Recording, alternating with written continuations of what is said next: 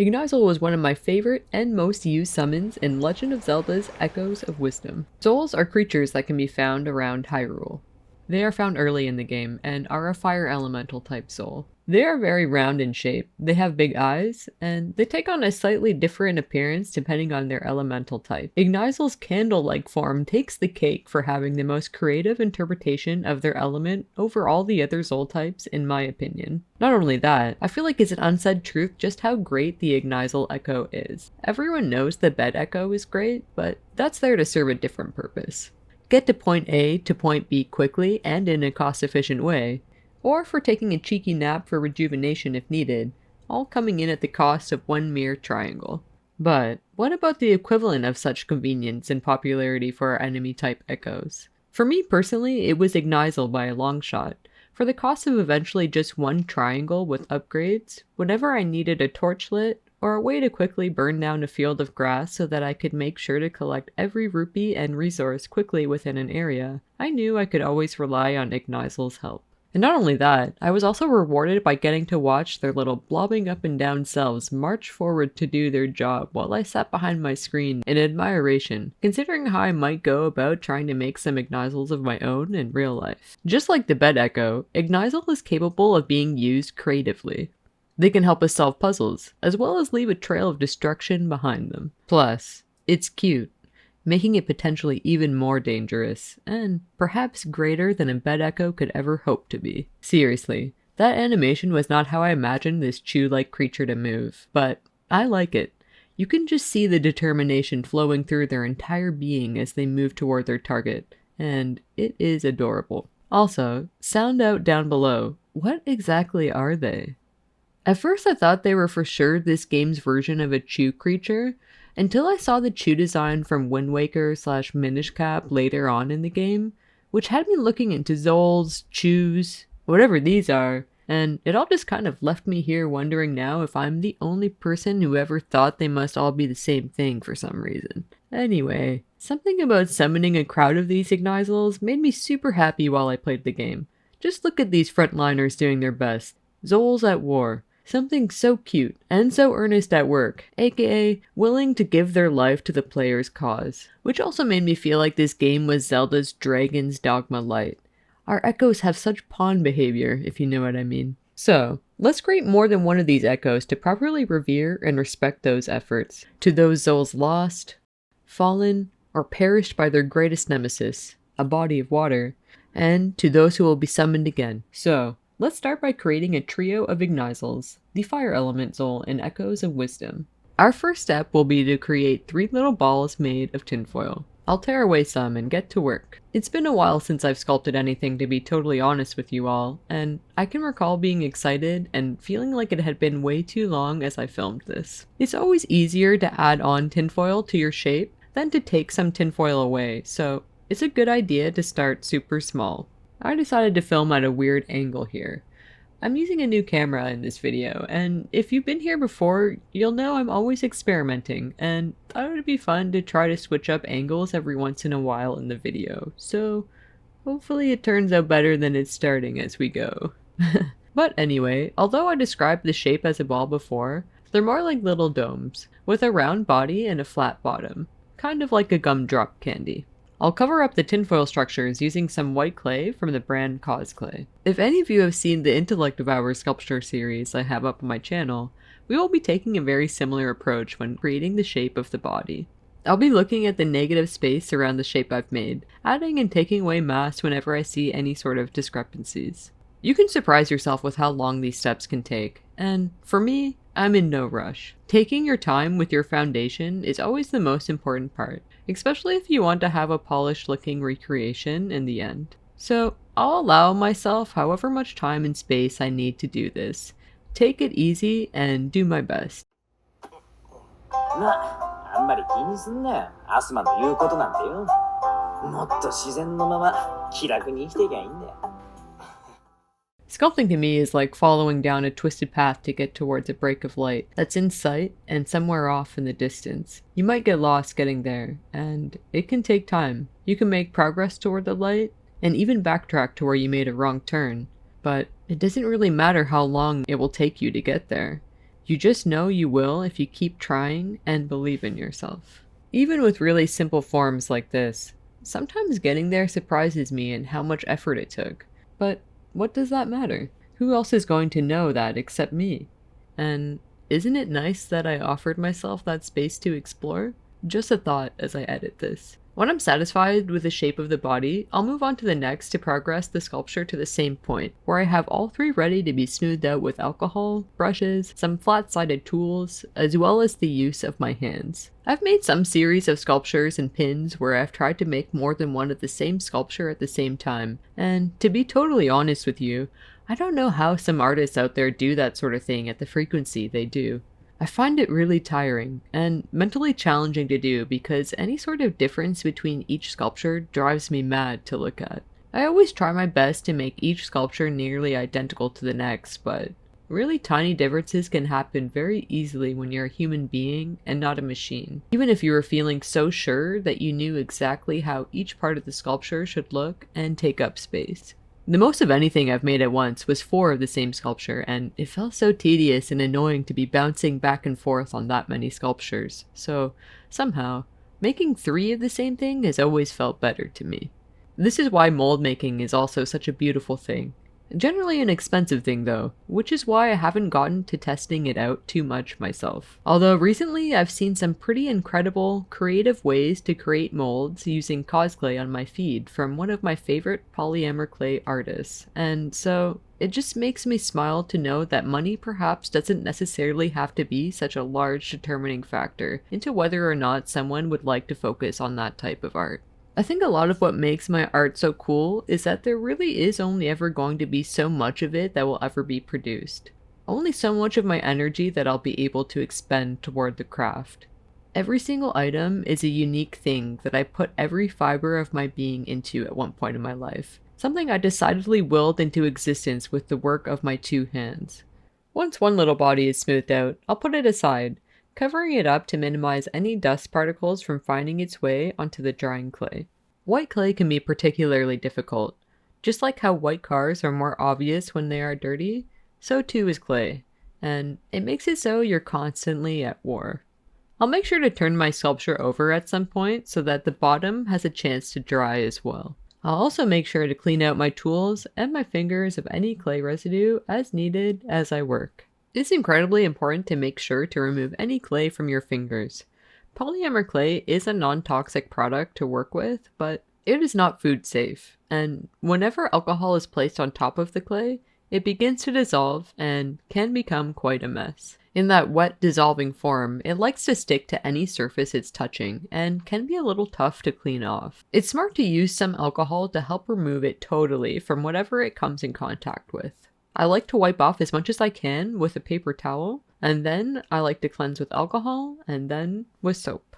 Your insides will thank you, and your juices will sit all the better in you without any clay particles. I've done a bit of research on the safety of using polyamor clay, since I've made it such a big part of my life, and this is one of the #1 stress things about keeping it safe. I'll save the rest of my findings for a future video. But overall, polyamor clay, when used as directed, has been well researched, and so, spoiler alert for now, there is no reason to worry in the meantime if you yourself are also in frequent contact with this type of clay. To sculpt the eyes, I'll take the world's smallest chunk of gray cosclay, cut it evenly in half, and roughly shape the eye out on my finger before placing it onto the clay with the help of my tool. So, while the eyes are just 2 oval shapes, I'll still take a great deal of time working on them. My first fixation will be their placement. I'll use my reference to decide how far apart they are from one another, and how high up on the body they should be placed. Then, one eye at a time, I'll remove any extra bulk. It's important to me to make sure the eyes don't stick out enough so that they cast a shadow on the body. In Echoes of Wisdom, you can see the way their flame casts light onto their upper half, and where their body rounds, a shadow falls. No shadow on the eyes. So, after some bulk is taken off, I'll make sure the eyes still have a 3D, rounded quality to them, ones that follow the contours of the body to ensure there's no hard edge. While crying inside a little because one of my most heavily used tools broke while doing all of this.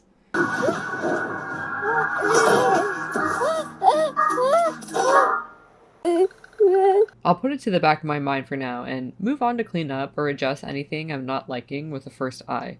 To do this, I'll take thin strips of white clay, circled around the eye, and blend everything out so that the connections are smooth and looking right. Before moving on to the next eye, I decide instead of replacing my tool with a new one, that I'll attempt to fix it with some epoxy clay. I've actually never used this kind of clay before, but it is incredibly useful for sculptors. Many use them to bind together their armatures. The clay is very strong and cures within minutes once it is properly mixed together. I've been meaning to add this type of clay to my toolkit for a while now, and I finally have an excuse to buy some. If it works out, it will end up being cheaper for me than replacing the tool itself. Plus, I'll get to extend the life of this tool that I seriously just adore the feeling of. It's shaped basically everything I've made so far in the past 2 years. These are my friends. So, let's take a look at the instructions given for this steel stick epoxy clay. You'll notice that the second step says to wear gloves, and that rule in particular I would not take lightly. This stuff has a residue much heavier than polyamide clay. So nice, I followed the 3 steps, thinking I've definitely mixed up enough clay well enough.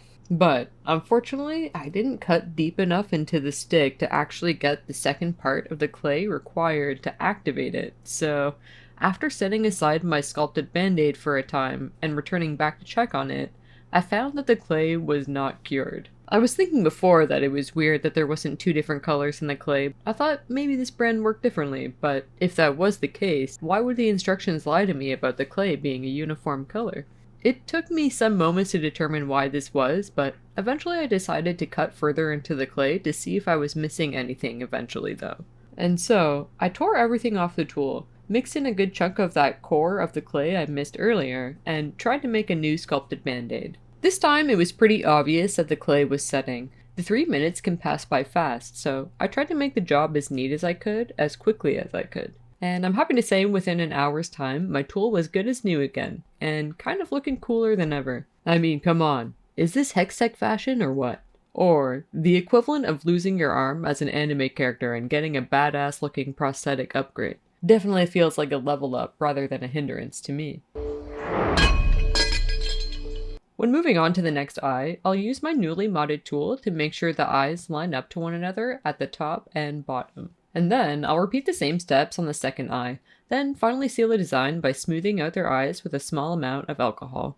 Then I'll carve a small hole on the top of the sculpture to ready them for their wigs. Before beginning this sculpt, I thought a lot about how I would interpret Ignizol's wig and flame. I think is a pretty difficult element to try to recreate for any kind of artist. When I think of fire, I think of flickering light from a candle, totally transparent, with a beautiful display of yellowy orange color surrounding an aura of light.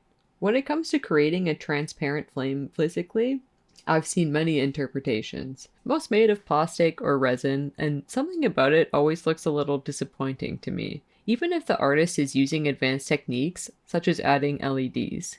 I think anyone can agree. What's more satisfying? The elegance of a real lit candle, or those flameless ones that we all know aren't fooling anyone?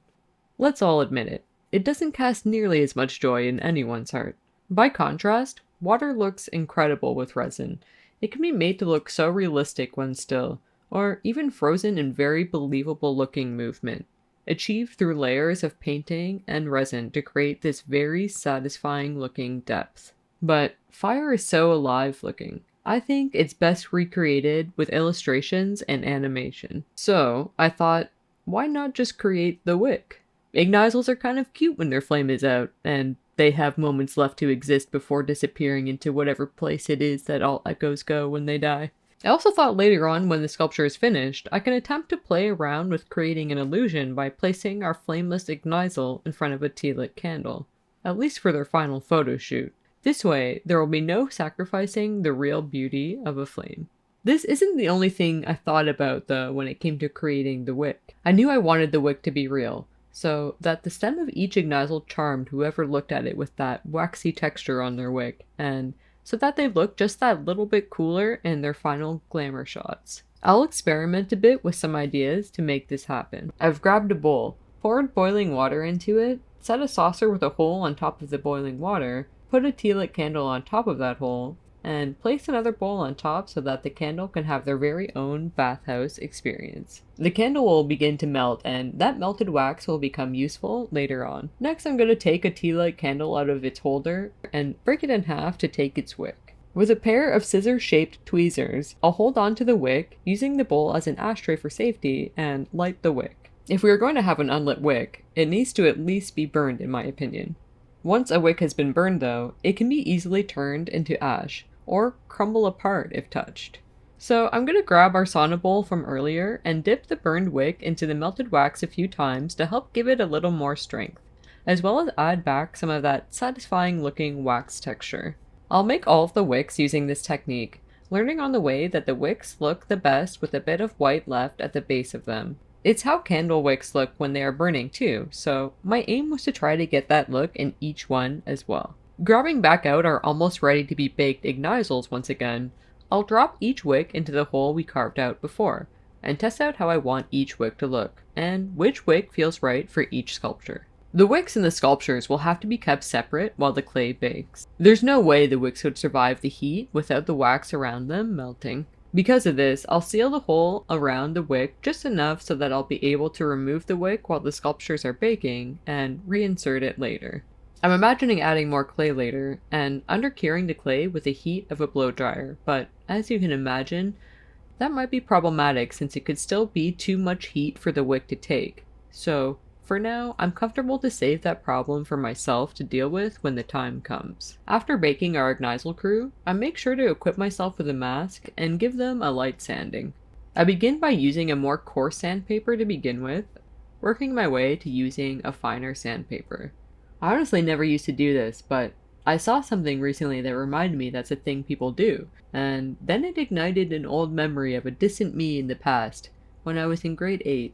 Learning this in a tech class I had where we for some reason learned all about woodworking and using heavy machinery to cut and sand things like wood and shaping plastic.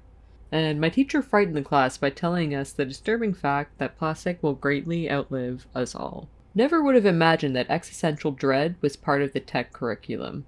But then again, he probably never thought you would hear this either when you clicked on this video. I feel like this happens a lot when you want to learn about something. The teacher can't help but to inject their personality, and you never really know what kind of rant you might suddenly find yourself listening to. Not to say that being dark is bad all the time, because I am fond of dark and cute things alike, and I like to imagine I express my darker joys tastefully, not in a nightmare, anxiety-inducing, or questionable way. After I'm done sanding, I'll take out a quick reference video I made of my sculptures so I can tell which wick belongs to who. For some reason this matters to me. Then, I'll grab some Gorilla Glue, gloves, and a messed up brush I used for the Gorilla Glue to glue in each wick to where they belong. This is a delicate procedure, so I use my scissor tweezers once more. As I write this, I'm pretty certain I will be putting these up for sale, but I'm quite nervous because they are so fragile. I think I can pack them in a safe way though, and I'm confident that if they do break, they can be fixed. It's not the easiest task, or probably the most fun task at that, but it's definitely possible. I know this for certain because I broke 2 of the wicks by accident while working on them. I could have created a stronger design, I just really wanted to play around with the real burnt string and wax texture. So, if any of these boys break in the future, you may consult me to help you fix it. In the meantime, let us all pray for them and their fragile wick hats. Now that the wicks are all glued in, my next idea is to use some liquid polyamber clay to begin to close in the gap around the string. I'll take a small amount of clay and make a nice seamless blend around the string for each of the sculptures. Then, I decide to use my space heater to harden the clay slightly. But as you might have guessed, this quickly begins to melt the wax on the wick. I end up kind of liking this though, and begin sculpting with the melted wax and heat, trying to create a diffused looking connection where the white part of the string meets the burnt section. It comes out looking something like this, and while the clay is still basically in a raw form, I figure it's such a small amount that is going to be painted on top of and sealed with a glossy varnish eventually, which essentially is like a hardened plastic, so what the heck. It should be more than safe enough to handle and touch in the end, considering all the layers of things that are to come. And with that, our Ignizols are ready to be painted. Before going straight in with the standard black paint for the eyes, I take a closer look at my reference and notice that the eyes appear slightly more brown than they do black. So I grab my soft black paint, which definitely appears to have brown tones in it to me, and then add in some blended bits of a deeper black to the center of the eye to create a look that has a touch more depth to it. Tragically, before I move on to some of the final touches, one of my wicks break, and so I plan on reattaching what has been broken by gluing on its broken piece with Gorilla Glue and sealing the wound with melted wax. Anything that has spilled onto the Ignizol is easily removed with the use of my tool. While this technique did work, I end up cutting off the wick at the base and making a new wick for it from scratch, since the break mark could be seen through the wax. His bones were broken inside after all, so I re-glued the new wick down and used the same melted wax technique, pouring it over the glued down injury to seal it in further, carving away any excess melted wax on the Ignizol's body once more. I'll then sculpt down the wick to look as it did once again by gently carving down any sections that got too thick. Just like you can technically do this with clay, I think that this could be achieved by using something like a fork or a knife. You just have to be very delicate with the pressure and let the tool do the work by gently fiddling the surface of the wax with your tool. Once the surgery is complete, I finish off by painting our friendly fire echo friends with a warm toned white. I wait a day for that to dry, then begin painting on the first layer of polyamor clay compatible gloss varnish. It will take 6 days to paint on 3 layers of gloss varnish onto the body and another 3 on the bottom of our Ignizols. The gloss finish really gives Ignizols that shiny touch that looks to be on just about every surface of this game. It was a design choice that initially took me by surprise when I began my first playthrough of Echoes of Wisdom. Usually when I think of clay, I think it is most often interpreted as matte in texture, but I think something about the choice to make everything have the glossy look is really beautiful at times. Whether it is the reflection of light from fire, the sun hanging in the sky during the day, or the pinkish purple hue that casts on everything from inside the rifts found throughout Hyrule, it is undeniably nice to look at. If you made it to the end of this video, thank you. I hope you like how the Ignizol trio turned out. And if you did, be sure to stick around on this channel, as I will be making at least 2 more things from Legend of Zelda's Echoes of Wisdom in my next video to come. If you like this video, be sure to hit the like button, and if you'd like to see more like this video, be sure to hit the subscribe button, as I will be uploading many more like it to come.